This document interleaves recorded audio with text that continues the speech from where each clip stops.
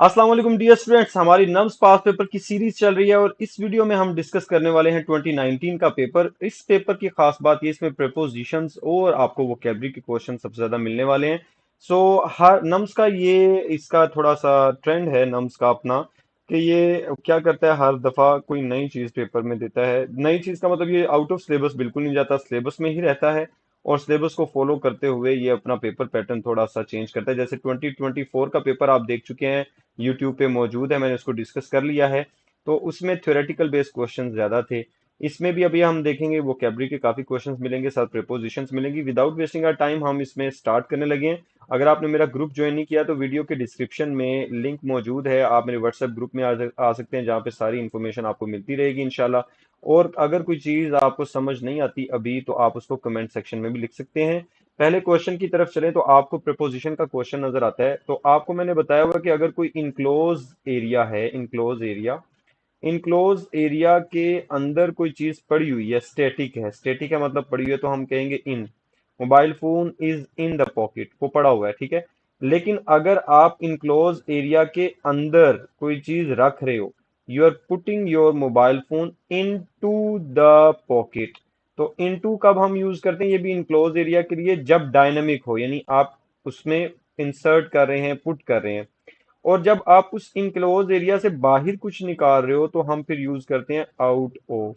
अब ऑफ यहाँ पे पहले से दिया हुआ है, take your mobile dash of your pocket and give it to मी।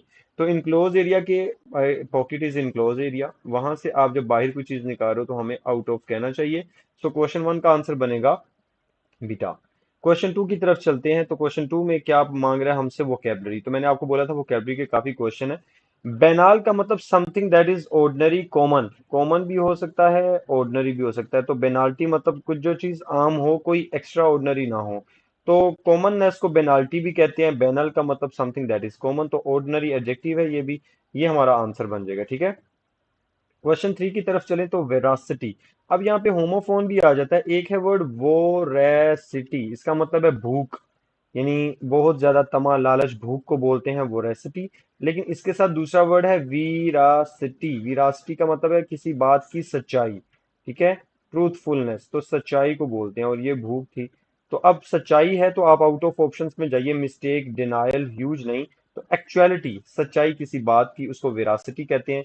ये आपने याद रख लेना है।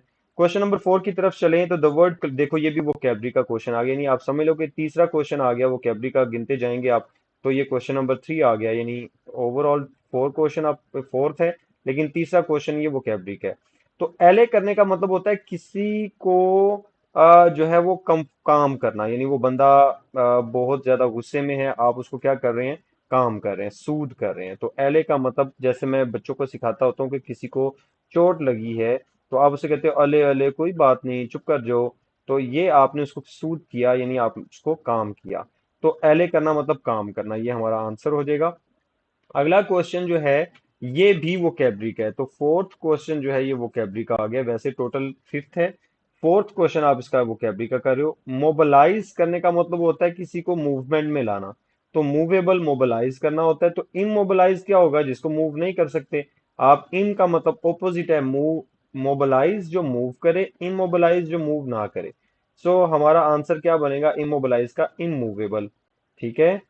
क्वेश्चन सिक्स की तरफ चलते हैं। The new mother respited when her baby fell asleep। अब जब बच्चा सोया, तो अगर आप इसके कॉन्टेक्स्ट में भी जाओ तो रेस्पाइटेड का मतलब रेस्टेड है, लेकिन आपने अपनी बुक्स में भी रिस्पाइट्स, हैप्पी रिस्पाइट्स, रिस्पाइट्स मतलब ब्रेक्स, ठीक है, ब्रेक को बोलते हैं, वक्फे को बोलते हैं, जब आप गैप लेते हैं थोड़ा सा, ठीक है, रेस्ट करने के लिए, तो उसको रिस्पाइट कहते हैं। सो रेस्टेड हमारा आंसर हो जाएगा, रिस्पाइटेड का बाकी सारी ऑप्शंस नहीं होंगी। तो रेस्ट, ब्रेक, रिस्पाइट, ये सारा जो है वो इसके सिनोनिम है, ठीक है। क्वेश्चन नंबर सेवन पे चलें। I intend to go to London.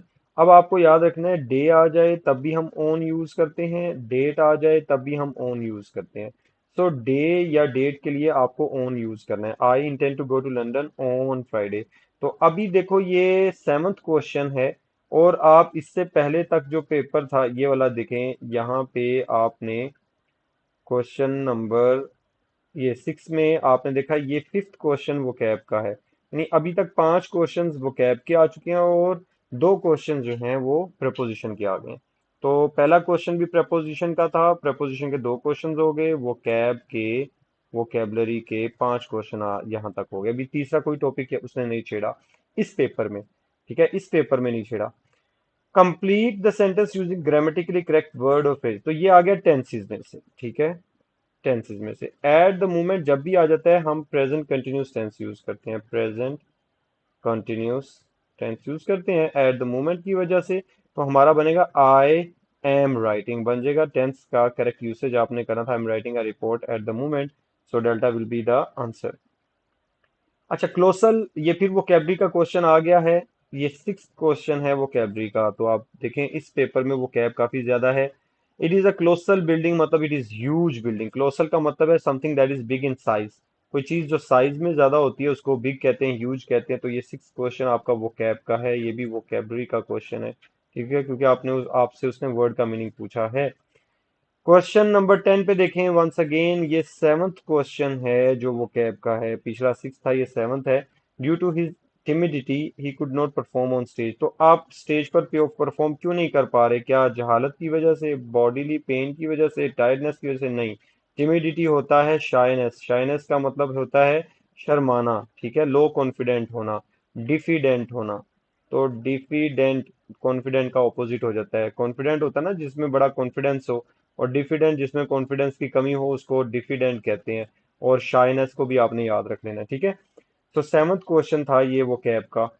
आगे चलें तो आगे प्रेपोजिशन का ये थर्ड क्वेश्चन है। तो प्रेपोजिशन के अब तक तीन क्वेश्चंस हो गए हैं, और जो वोकैब है उसके अब तक सेवन क्वेश्चन हो गए हैं। तो देखिए दो टॉपिक्स कितने ज्यादा इस पेपर में रूल कर रहे हैं। The police stopped him for driving, अब जब आपको रोका गया है तो इसका मतलब है आप ऑन 120 किलोमीटर की बजाय आप ओवर नेगेटिव वर्ड की तरफ चलेंगे, तो नेगेटिव प्रिपोजिशन है ओवर। तो यहाँ पे ओवर 120 किलोमीटर यानी ओवर स्पीड के लिए आप जैसे होता है, तो negative word negative preposition over use करेंगे, ठीक है। ऑन इसलिए नहीं करेंगे, हो सकता है भाई स्पीड लिमिट मतलब ठीक है उसका प्रॉब्लम नहीं है, जब आप ओवर यूज कर ले तो इसका मतलब है वो स्पीड से ऊपर जा रहा था, लिमिट से ऊपर जा रहा था। अच्छा जी क्वेश्चन 12 देखते हैं, ये क्या है, ये आया वो कैब का क्वेश्चन। तो अब तक तीन प्रिपोजिशन साथ वो कैब है, ठीक है। अब जो क्वेश्चन आया है ये प्रोनाउंस में से आ गया, ठीक है, प्रोनाउंस में से आ गया। जब दो की बात की जाती है तो दो में से किसी, यानी ये यहाँ पे डिस्ट्रीब्यूटिव प्रोनाउन, डिस्ट्रीब्यूटिव प्रोनाउन दो के लिए जो होते हैं वो सारे के सारे हों तो हम ईच कहते हैं, कोई एक हो तो हम आइदर कहते हैं, कोई भी ना हो तो नीदर कहते हैं। दो की बात है। और जब दो से ज्यादा हों, मोर देन टू हों, तो फिर हम सारे के सारे हों तो हम एवरी कहते हैं, कोई एक दो तीन हो तो एनी, और कोई भी ना हो तो नन। तो ये आपको छह जो हैं ये डिस्ट्रीब्यूटिव प्रोनाउन पता होने चाहिए, ये डिस्ट्रीब्यूटिव है। अब दो की बात हो रही है टू बुक्स, तो टू बुक्स के लिए हम नीदर का वर्ड यूज करेंगे क्योंकि टू के लिए इनमें से कोई ना कोई एक होना चाहिए था, ठीक है। तो वो नीदर आपको गिवन है, वो हमारा आंसर हो जाएगा।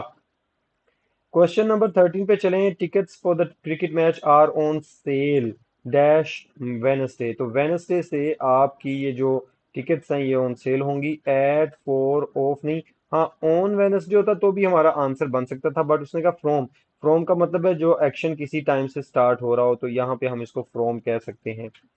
क्वेश्चन नंबर 14 की तरफ चलें। अच्छा ये प्रेपोजिशन का फोर्थ क्वेश्चन है, ठीक है। इससे पहले जो था वो प्रोनाउन का था, ये प्रेपोजिशन का अब तक का, प्रेपोजिशन का अब तक का फोर्थ क्वेश्चन है। और वोकैब के अब तक आप सेवंथ क्वेश्चन सोल्व कर चुके हैं, ठीक है। प्रेपोजिशन भी रूल कर रही है, साथ में वोकैब भी। अच्छा आगे चलें तो आगे ये एट्थ क्वेश्चन आ गया वोकैब का, ठीक है। ये मैं इसलिए बता रहा हूँ कि वोकैब कभी कभी यानी इस बार भी उसका अगर दिमाग चलता है तो वो वोकैब के क्वेश्चंस भी ज्यादा दे सकता है। The word closest in meaning to empathy, empathy होता है जब आपके दिल में किसी के लिए अच्छे जो है वो फीलिंग्स हो, तो एम्पैथी उसको कहते हैं। अगर आप वो फीलिंग्स शेयर करते हैं तो वो सिंपथी हो जाता है। अगर आपके दिल में ही है तो वो एम्पथी है, जब आपने वो फीलिंग शेयर की, सिंपथी हमदर्दी वो शेयर की है तो सिंपथी हो गया। तो एम्पथी का सिनोनिम बना कंपैशन, ठीक है। अब जिसके लिए आपके दिल में बुरी है वो होता है एंटीपैथी, ठीक है, एंटीपैथी। और अगर फीलिंग्स है नहीं तो वो बनेगा, यानी आप कंसर्न है, अनकंसर्न आपका ताल्लुक ही नहीं है, वो एपैथी बनेगा, ठीक है। तो एम्पैथी का मतलब है कंपैशन, क्रुएलिटी, चैरिटी, हार्शनेस नहीं होगा। कंपैशन का मतलब भी सिंपथी होता है, हमदर्दी होता है। क्वेश्चन नंबर 15 की तरफ चलें। The word closest in meaning. अब देखो पिछला वर्ड ये एट्थ था और ये नाइन्थ क्वेश्चन आ गया है। ये डेल, जिसको वेल भी कहते हैं, उसका सिनोनिम पूछा है उसने। तो डेल का यानी वेल का वादी का सिनोनिम वैली होगा। जो पीक होती है, चोटी होती है, वो टॉर, लेक झील को बोलते हैं, हिल पहाड़ी को बोलते हैं। So dale means vale. Dale को आपने वेल से याद रख लेना है, ठीक है। वेल वादी होती है। नाइन्थ क्वेश्चन हो गया ये वोकैब का।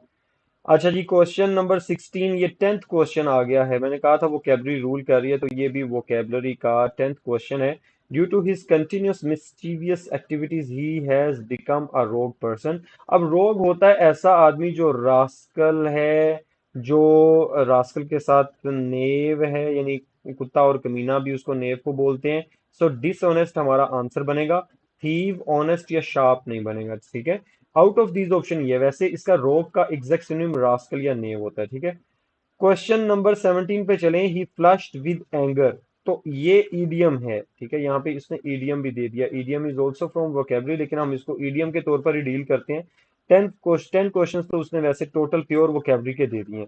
अगर इसको भी वोकेबलरी में ग्रेड करूं तो 11th हो जाएंगे। चलें इसको अलग से डील करते हैं। He flushed with anger with when his father slapped him in front of all his relatives. तो फ्लश्ड विद एंगर के लिए कौन सा वर्ड यूज करेंगे? गुस्से से लाल हो जाना, मतलब रेडेंड।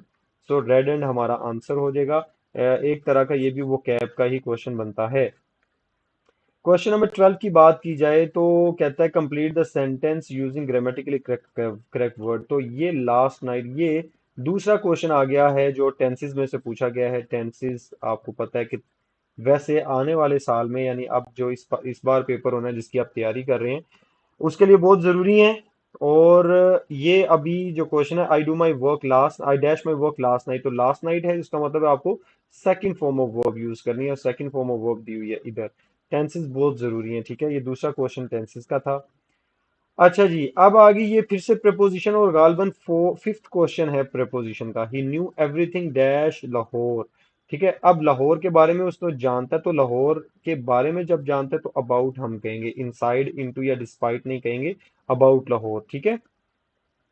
लास्ट क्वेश्चन की तरफ चलती हैं। ये सिक्स्थ क्वेश्चन है ऑफ प्रपोजिशन। तो प्रपोजिशन सबसे नंबर वन इस टेस्ट में रही, वो कैब, फिर प्रपोजिशन, फिर टेंसेस, फिर प्रोनाउन का क्वेश्चन भी आया, और बाकी साथ साथ मैं आपको बताता रहूं।